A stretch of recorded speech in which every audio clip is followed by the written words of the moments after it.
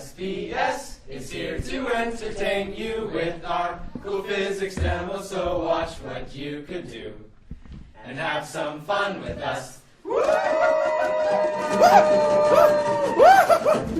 Well, hey guys, do you guys want to scoot in? I can almost see some of you over there. You want to scoot in a little bit? Come on, scoot in, come on. Hi guys. Guys, that food looks really yummy, by the way. Those cookies look great. Well, hi. My name's Ben. I'm Emily. I'm Jessica. I'm Ben. I'm Steven. I'm Mindy. And we are the Wheaton College Physics Fanatics. And we are very excited to be here today. We have a lot of really cool stuff to show you about physics and some really interesting things you can learn about the world around us with science. So we just sang a song. How many of you have ever sung a song before? Okay, I hope that's everybody because we just sang a song. How many of you know what sound is? Okay, how many of you don't know what sound is? Okay, well, we have a demonstration about sound. I'm really excited to hear about this. Get it? Here? Here? You're so clever, Ben. Oh. Well, we have a demonstration about sound for you all, and my friends Mindy and Jessica are going to tell you more about it. Well, hi guys. Does anyone have an idea how sound is produced? Like a basic idea? What do you think? Sound travels in waves through your ear. Oh wow, that is right on. So, yeah, like she said, sound starts with something moving. So maybe you're vibrating vocal cords or a vibrating string. And this pushes and pulls on the air particles around it, which push and pull on the air particles around them, and kind of so on and so forth. And this creates a wave, and the wave will spread out through the room, ultimately reaching your ear. This causes your eardrum to vibrate, and your brain registers this as sound.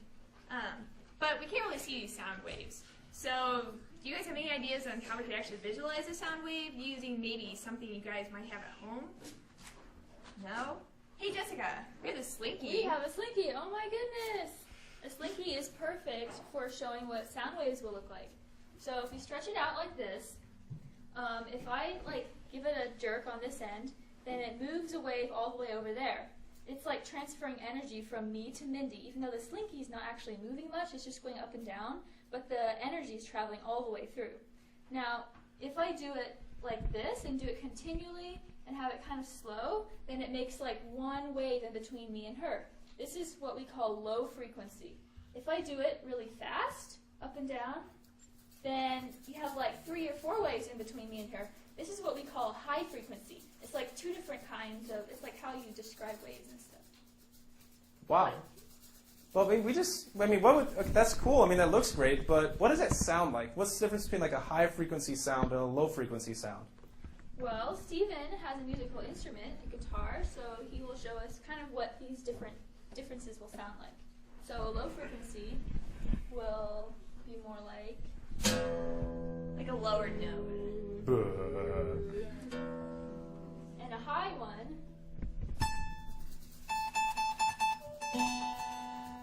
It's much higher pitched than the last one. Okay. Hey guys, do you want to make a low frequency note with us? Ready? Sing the lowest note you can on 3. Ready? really loud. Really loud too. Let's make a really loud low frequency wave. Ready? 1, 2, 3. Oh, beautiful, beautiful. That was sound. Now let's make a high frequency note. A high frequency note. Let's sing the highest note you can. Ready? Ready? Just plug your ears. It's gonna be loud. Ready? Sing the highest frequency note you can. Ready? That was great. You guys That's are really interesting. good. Wow, that Low was frequency and that high was wow, that was really high frequency. Ooh. Well, some other fun stuff with waves is we were looking at kind of different frequencies of waves. Well, we can actually take 2 waves and match their frequencies. So here's a string vibrator, which creatively enough vibrates a string. Is our power source turned on?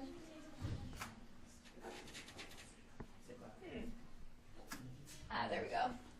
All right, so you guys can see we have 2 waves here. It's a little hard to see, but It's kind of like the slinky, but it's smaller.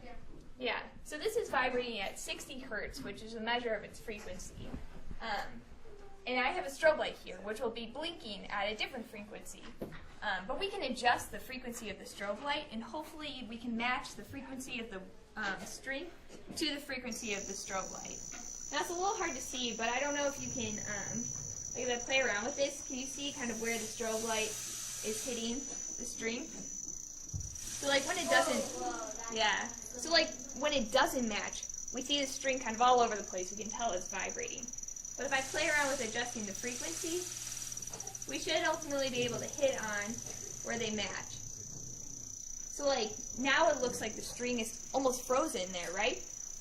But it's definitely still moving because I can touch it and it messes up.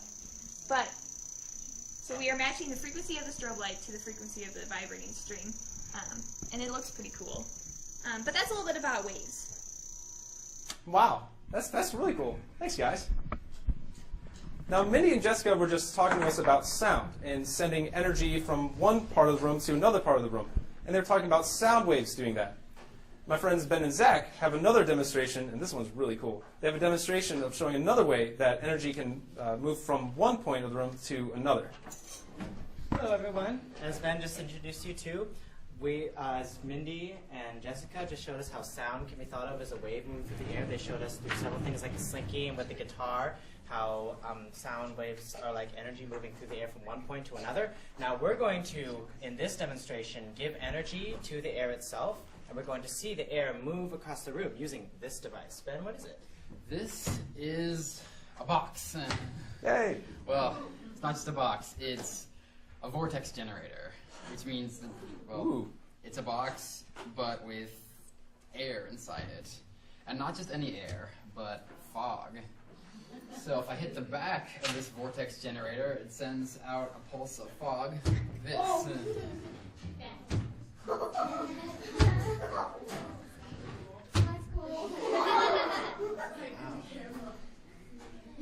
So the way this works is by a transfer of energy. So when I swing this mallet, I give it energy, and then hit the back of the vortex generator. That transfers the energy into the fog inside the vortex generator, and because it has energy, it moves through the air out into the room. Oh, that's really sweet, Ben. I noticed there are some fog rings that are moving slower than others. Does that at all relate to how you hit the back of the box?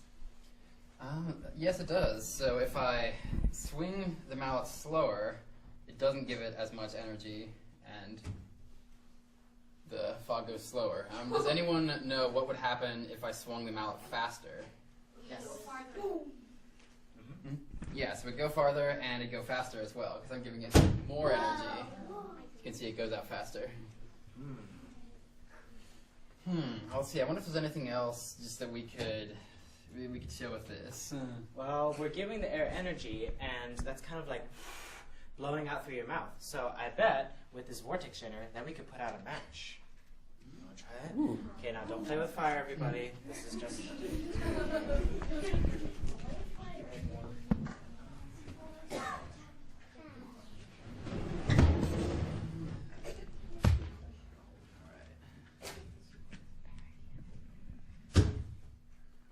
Whoa! There you go. That's vortex generator. That's the vortex generator. Wow! Wow, that was really... Oh, wow. It smells like matches here. Wow, that's really cool. Hey, Ben, could you hit that again one more time out there? Oh, that's so fun. I love that. So for our next demonstration, we're going to talk about something... It has a really funny name to it. How many of y'all know what centripetal acceleration is? Nope, nobody? No one? Well, we're going to talk about centripetal acceleration. And my friends Zach and Emily are going to talk to you more about it. So I think this one involves some sort of spinning, but I'm not really sure. Let's see. All right. So Zach here has this bucket. And if I put some water into the bucket and turned it upside down, what do you think would happen?